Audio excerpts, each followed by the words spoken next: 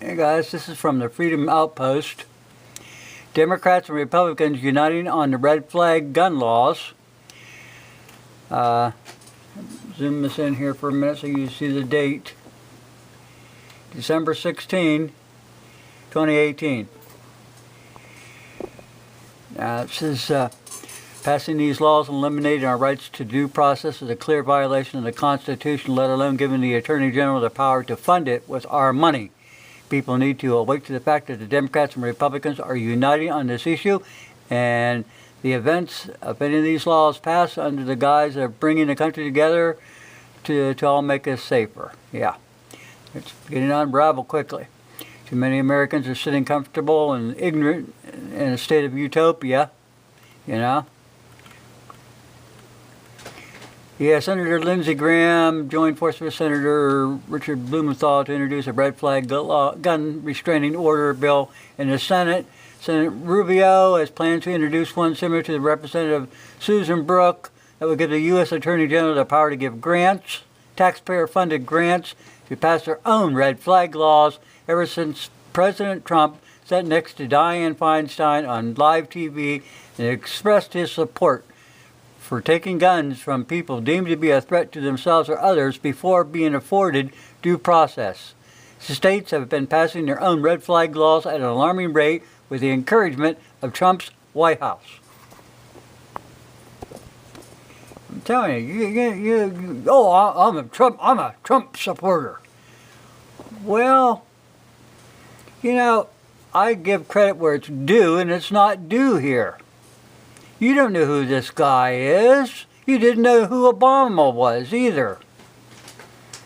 Yeah, ever since he sat next to Dianne Feinstein on live TV and expressed his support for taking guns from people deemed to be a threat to themselves or others before even being afforded due process, they've been going crazy.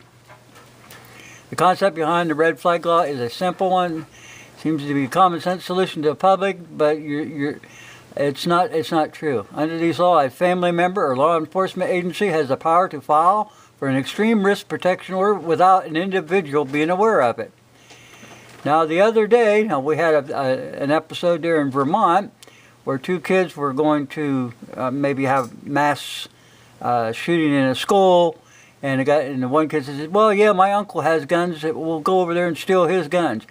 What that's saying is, and they arrested those two kids, and then they went to the uncle's place and took the guns. Here's the thing. Not only if you know somebody that has guns and you could steal them, they could come and get your guns, but that means anybody in the state. If they see you on YouTube with a gun, they go, "Oh, wow, we can go to his place and steal his guns." Well, to stop that shooting from happening, they go over to this guy who has no connection with these people whatsoever and takes their guns.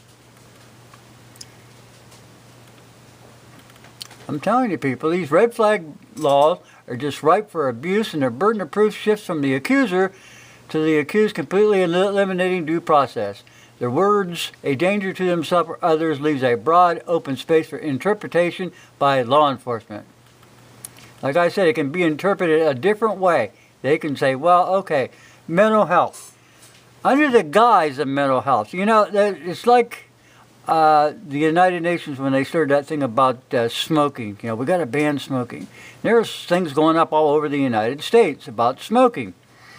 Next thing you know, we have, you can't smoke in the United States. And this all came from the United Nations. These are the people you keep funding. Not only will they take your cigarettes away, they're going to take your guns too. And President Trump is helping them. You know, President Trump bitched like crazy about these fake news. Fake news. Well, he has the power to get rid of that propaganda law, and he didn't do it.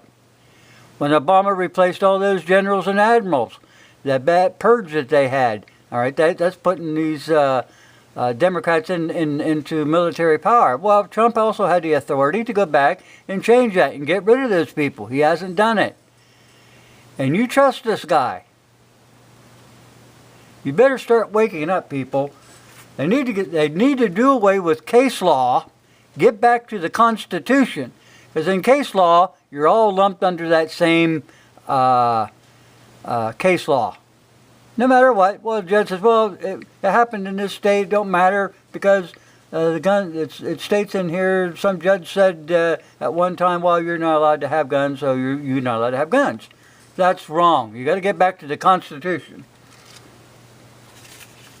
Telling you what, people, the Second Amendment to the United States Constitution ratifies and preserves for every citizen the right to keep and bear arms, and moreover, that nobody in Congress or any other instrument of the federal government, they can't infringe upon that right. They are constitutionally barred from infringing upon that right. Your gun laws, people, are null and void. Get it through your head.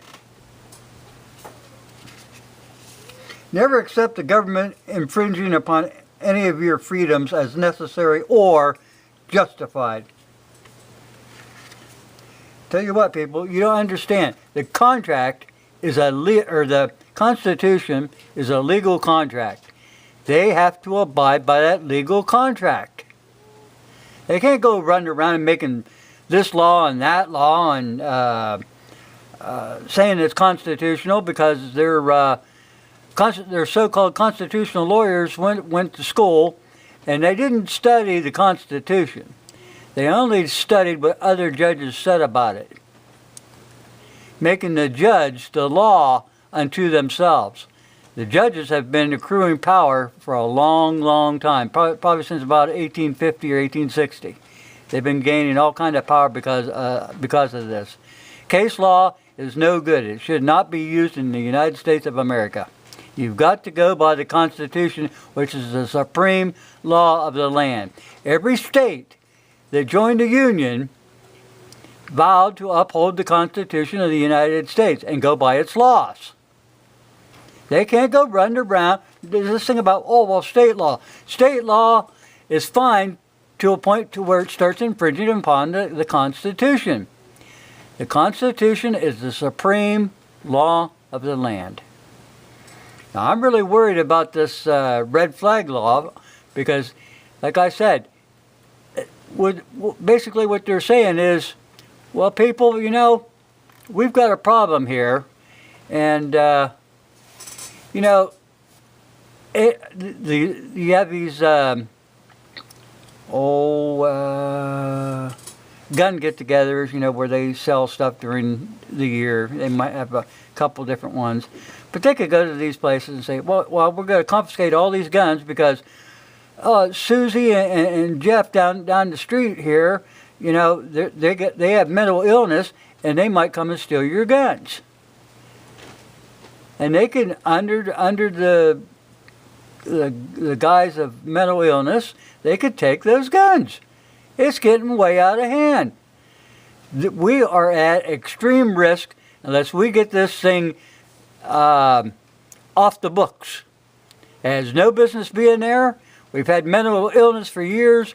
People with mental illness has always been barred from buying firearms. But now they go, well, they could steal them. Well, yeah, they could steal them off cops. Take all the guns off the cops. Those cops are at risk. They're out there. They could get hit on the head with a club or a steel pipe, and these kids with mental illness could steal their guns and commit crimes. That's how stupid this is. There's no common sense whatsoever. But this thing about the red flag laws, people, and you know, stand behind Trump.